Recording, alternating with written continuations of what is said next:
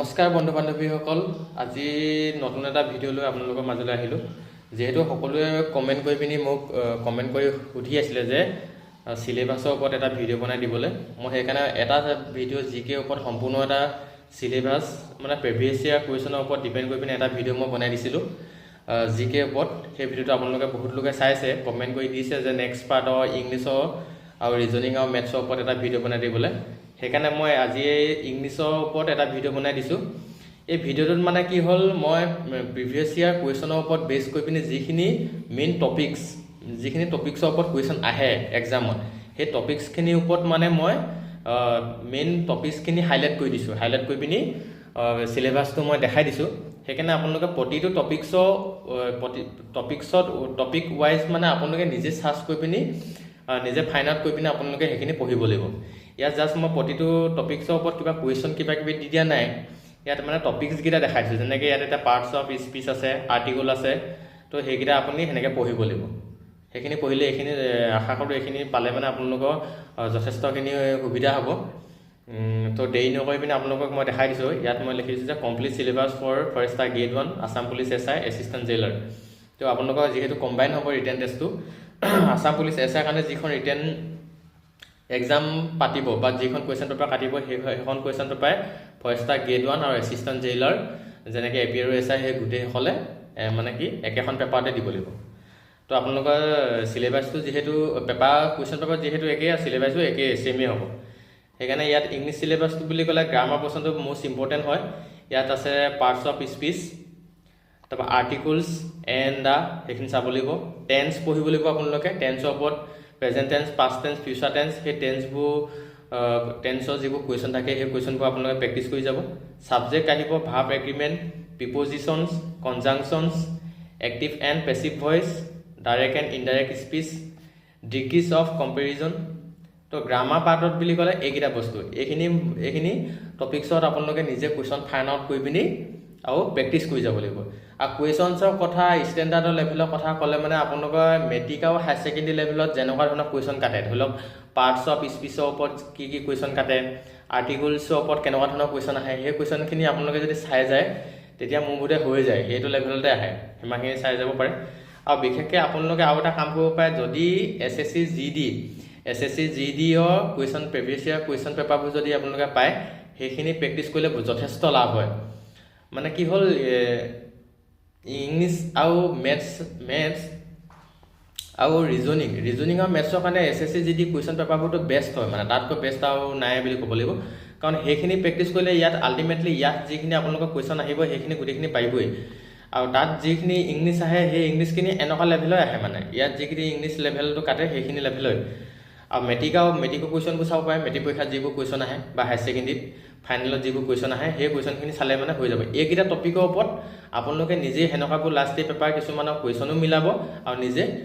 বিভিন্ন ধৰণৰ কিতাপৰ পৰা, ইংলিছ কিতাপৰ পৰা এই টপিককেইটাৰ ওপৰত আপোনালোকে কুৱেশ্যন নিজে প্ৰেক্টিছ কৰিব। তাৰ ভোকাবুলাৰী হয়, ভোকাবুলাৰী কৈছে চিনোনিমছ, এণ্টনিমছ, তাৰ one word substitutions, idioms and phrases, spelling errors, correct usages of words, এইবোৰ পঢ়িব লাগিব। তাৰ কম্প্ৰিহেনশ্যনছ আছে যে স্মল আনচিন পেছেজ আহে, যেনেকৈ আমাৰ মেট্ৰিকৰ ফাইনেলত বা হায়াৰ ছেকেণ্ডেৰী ফাইনেলত ইংলিছৰ পেপাৰখনত আমাৰ পেছেজ আহে নাই,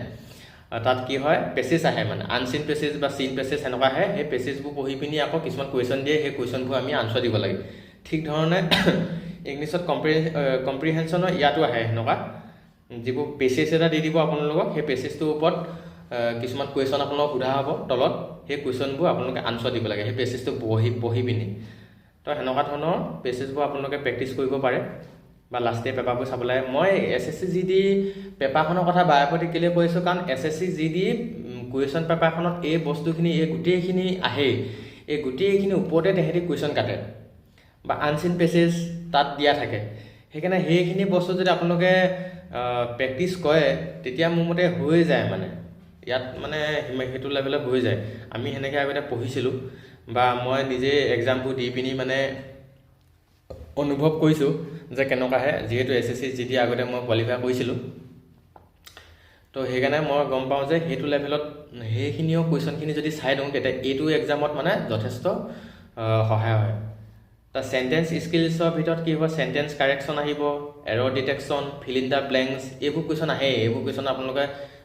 মেট্ৰিক হাই ছেকেণ্ডেৰীত পঢ়ি থাকোঁতেও আপোনালোকে দেখা পাবই চাগে এইকেইটা টপিকছৰ ওপৰত পঢ়িলে মানে আপোনালোকৰ মনত পৰিব সেইকাৰণে এনেকুৱা টপিকছৰ ওপৰত কুৱেশ্যন আহে তাৰপৰা এইখিনি ইংলিছৰ বুলি ক'লে এইখিনিয়ে তাৰপৰা এক্সপেক্টেড ৱেইটেজৰ বুলি ক'বলৈ হ'লে মানে 100টা কুৱেশ্যনৰ ভিতৰত আপোনালোকৰ ইংলিছত 10টা বা 15টা কুৱেশ্যন আহিব বেছি কুৱেশ্যন নাহে 10টা বা 15টা কুৱেশ্যন আহিব এই 10টা বা 15টা কুৱেশ্যনছ ক্লাছ 10 বা হাই ছেকেণ্ডেৰী 12 বা 10 লেভেলৰ ষ্টেণ্ডাৰ্ডতে আহিব সেইকাৰণে এইকেইটাই হৈছে আপোনালোকৰ ইংলিছৰ টপিকছ এই টপিকছকেইটাৰ ওপৰত চিলেবাছটোৰ ওপৰত আপোনালোকে প্ৰেক্টিছ কৰিলেই হ'ল এতিয়া যেনেকৈ ইয়াত গ্ৰামাৰ আছে মষ্ট ইম্পৰ্টেণ্ট পাৰ্টছ অফ স্পীচৰ আপোনালোকে গোটেই ফাইলটো আপোনালোকে চাব লাগিব পাৰ্টছ অফ স্পীচত মানে কেনেকুৱা ধৰণৰ কুৱেশ্যন আহে বা পাৰ্টছ অফ স্পীচ হয় কি তাৰ বিষয়ে গোটেইখিনি পঢ়িব লাগিব সেইকাৰণে প্ৰতিটো টপিক ৱাইজ আপোনালোকে মানে ভালকৈ নলেজ লৈ যাব লাগিব যেনেকৈ আৰ্টিকল এণ্ড ক'ত বহায় ভাৱৰ লগত কি বহায় কনচেণ্টৰ আগত কি বহায় যেনেকৈ আমি আগতে সৰুতে মানে একদম আৰ্টিকলছত প্ৰথমৰ পৰা যিটো পঢ়িছিলোঁ সেনেকৈ আপুনি গোটেইখিনি পঢ়ি যাব লাগিব তাত এনেকুৱা কিছুমান কুৱেশ্যন প্ৰেক্টিছ কৰিব লাগিব ক'ত কেনেকৈ আহে টেন্সৰ পঢ়িব লাগিব past tense present tense future tense change কৰিবলৈ আহে কিছুমান ধৰি লওক প্ৰতিটো টেন্স কাৰেকশ্যন কৰিবলৈ আহে সেনেকুৱা ধৰি লওক কুৱেশ্যন আপোনালোকক সুধিব তো ছাবজেক্ট ভাৰ্ব এগ্ৰিমেণ্ট